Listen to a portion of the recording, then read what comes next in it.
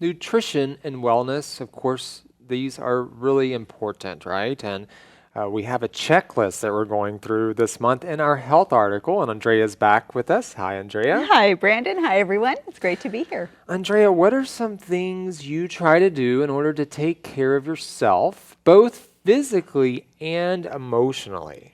Well, I try to achieve balance in my life. I try to make sure that I get enough sleep. Sometimes that means being very self-disciplined, even when I want to stay up later to watch some shows on Netflix or write emails. I need to really decide, no, I need to get to bed at a certain time. I try to eat healthy foods and drink water. Again, I treat myself sometimes too. But I guess I also try to have good relationships. That really helps with the emotional part. So to have somebody that you can talk to be able to open up and share struggles and joys as well.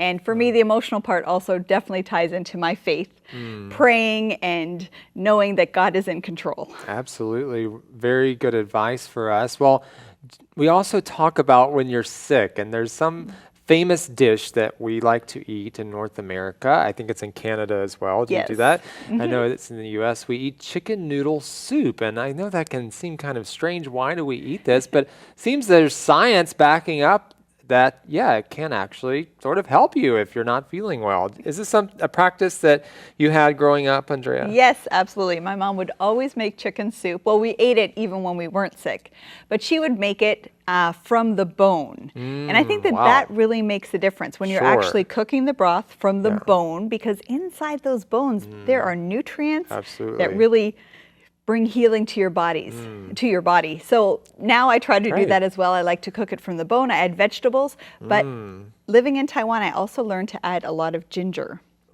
Because ginger has healing properties also. Kind of a fusion, right? Exactly. East and west, Yes. And another thing that I do when I'm feeling sick, or I try to have this every day, the article talked about fermented food. And one thing that I like is kombucha. Brandon, have you heard of that? I have not. What is that? So kombucha is a fermented tea. So you have those probiotics and the qualities of fermentation in a tea. So this is something that is popular in some parts of Asia. I learned how to make this actually when I lived in California and made it weekly, and now I've started brewing my kombucha here too. And it's something that I try to have a little bit of every day. But if you're feeling sick, you can drink a little bit more. My kids love it. It's really, really healthy. Lots of healthy practices here, Andrea. We'll have to have you on later to tell us more about these. That's excellent. Well, moving on to our last question. We also talk about promoting wellness. What do you do to try and promote wellness at home for you and your family? Well, I try to have a lot of healthy foods available at home. We always have lots of fresh fruit.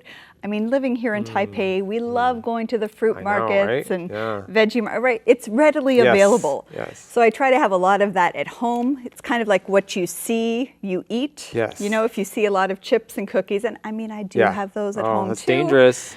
But I try to promote the healthy food. And I guess also trying to lead by example. So if my kids see me eating healthy foods, it also can encourage them to do so.